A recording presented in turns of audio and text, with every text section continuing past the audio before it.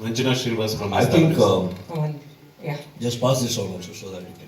ಅಲ್ಲಿ ವೆಂಕಟೇಶ್ ಸರಿ ಕೊಟ್ಬಿಡಿ. Pradeep sir, Bigg Boss season 11 ಪ್ರೋಮೋಗಳೆಲ್ಲ ರಿಲೀಸ್ ಆದಾಗಿಂದ ಈ ಕಡೆ ಇಲ್ಲಿ ನಿಮ್ಮ ಎದುರಿಗೆ ಪ್ರೋಮೋ ರಿಲೀಸ್ ಆದಾಗಿಂದನೂ ಸಹ ಸೋಷಿಯಲ್ ಮೀಡಿಯಾ ಇನ್ಫ್ಲೂಯೆನ್ಸರ್ಸ್ ಆಗಿರ್ಬೋದು ಅಥವಾ ಕೆಲವೊಂದು ಸೀರಿಯಲ್ ಆರ್ಟಿಸ್ಟ್ಗಳ ಹೆಸರೇ ಕೇಳ್ಬರ್ತಾ ಇದೆ. ಸೀಸನ್ 11 ಅಲ್ಲಿ ಕಾಮನ್ ಪೀಪಲ್ ಇರ್ತಾರ ಅಂತ? ಇರೋರೆಲ್ಲ ಕಾಮನ್ ಆಗಿದ್ದಾರೆ. Common nothing, I don't know. ಒಂದು I just want you to know the truth. Inauguration day shooting ದಿನ ತನಕ ನಾನು ಆಕ್ಚುಲಿ ಅವರಿಗೆ ಕಂಟೆಸ್ಟೆಂಟ್ಸ್ ಯಾರು ನನಗೆ ಹೇಳ್ಬಿಡಿ ಅಂತೀನಿ. ಡೋಂಟ್ ಟೆಲ್ ಮಿ ಅಂತೀನಿ. ಬಿಕಾಸ್ ಒಂದು ಲೀಕ್ ಆದರೆ ಅದೆಲ್ಲೋ ಒಂದ್ ಕಡೆ ನನ್ನಿಂದ ಅಂತ ಅವ್ರು ಅನ್ಕೊಳ್ಳೋದು ಬೇಡ. ಇನ್ನೊಂದು, ನಾನು ಮಾತಾಡಬೇಕಾದ್ರೆ ಕೆಲವು ಟೈಮು ನನ್ನ ಅಕ್ಕಪಕ್ಕ ನನ್ನ ಸ್ನೇಹಿತರು ಇರ್ತಾರೆ, ಚಕ್ರವರ್ತಿ ಇರ್ತಾರೆ.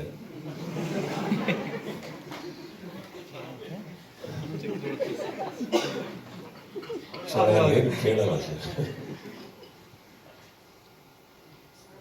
Sudeep Saraswathi hi ma'am. Bigg Boss season 11ಗೆ all the best. Thank you. ಒಂದೇ ಒಂದು ಕ್ವಶನ್ ಚಿಕ್ಕದು. ಸ್ವರ್ಗ ನರಕ ಈ ಕಾನ್ಸೆಪ್ಟ್ ತುಂಬಾ ಚೆನ್ನಾಗಿದೆ, ಬಟ್ ಸ್ವರ್ಗ ಹೇಗಿರುತ್ತೆ ನರಕ ಹೇಗಿರುತ್ತೆ ಒಂಚೂರು ಜಲಕ್ಕೆ ಹೇಳಿ. ಸ್ವರ್ಗದಲ್ಲಿ ಖಂಡಿತವಾಗ್ಲೂ ನರಕ ಕಾಣಿಸಲ್ಲ ಮ್ಯಾಮ್. ನರಕದಲ್ಲಿ ಹುಡುಕಿದ್ರು ಸ್ವರ್ಗ ಕಾಣಿಸಲ್ಲ.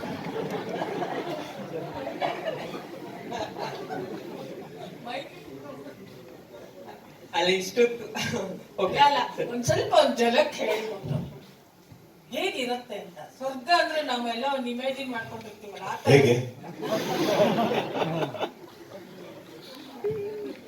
ನರಕ ಅದು ಇವಾಗಲೇ ಈಗ ಹೆಂಗಂದ್ರೆ ಹೇಳ್ತೀನಿ ಕೇಳಿ. ಇಷ್ಟೊತ್ತು ಕೇಳ್ತಾ ಇರೋ ಪ್ರಶ್ನೆ ಸ್ವರ್ಗದ ತರ ಇತ್ತು. ನೀವು ಕೇಳೋ ಪ್ರಶ್ನೆ ಸಡನ್ ಆಗಿ ನರಕ ಪರ್ಸೆಪ್ಷನ್. ಸೊ ಸರ್ ಅದನ್ನೇ ಹೇಳಿ, ನರಕದ್ದೇ ಹೇಳಿ. ಏನ್ ಹೇಳ್ಬೇಕು ಹೇಳಿ? ಅಲ್ಲ, ಹೇಗಿರುತ್ತೆ ಬಿಗ್ ಬಾಸ್ ಮನೆ ಒಳಗೆ? ನಾನಂತೂ ಹೋಗಿಲ್ಲ ಅಲ್ಲಿ, ನನಗೇನ್ ಗೊತ್ತು. ಕಾನ್ಸೆಪ್ಟ್ ಡಿಸೈನ್ ಮಾಡಿರ್ತಾರಲ್ಲ. ಹೇಳ್ರಿ ಪ್ರಶಾಂತ್. ಅಂದ್ರೆ ಈಗ ಹೆವನ್ ಅಲ್ಲಿ ಈಗೆಲ್ಲ ಫೆಸಿಲಿಟಿಗಳನ್ನ ಕೊಡ್ತೇವೆ. ಹೆಲ್ ಅಲ್ಲಿ ಅಂದ್ರೆ ತುಂಬಾ ಅಂದ್ರೆ ಆ ತರ ಫೆಸಿಲಿಟಿಗಳು ಏನು ಇರಲ್ಲ. ತುಂಬಾ ಅಂದ್ರೆ ಬೇಸಿಕ್ ಒಂಥರ ಜೈಲ್ಗಿಂತಲೂ ತುಂಬಾ ಕಡೆ ಆಗಿರುತ್ತೆ. ಹೆವನ್ ಅಂದ್ರೆ ಎಲ್ಲಾ ಫೆಸಿಲಿಟಿಗಳು ಎಲ್ಲ ಹಾಗಂತ ಬೆಳಗ್ಗೆ ಇದ್ರೆ ಅವರು ಚೆಂಬಿಡ್ಕೊಂಡು ಕೆರೆಗೆ ಹೋಗೋದೆಲ್ಲ ಅದೆಲ್ಲ ಇದೆ. ಬೇಸಿಕ್ಸ್ ಅಂದ್ರೆ ಅದೆಲ್ಲ ಇದೆ.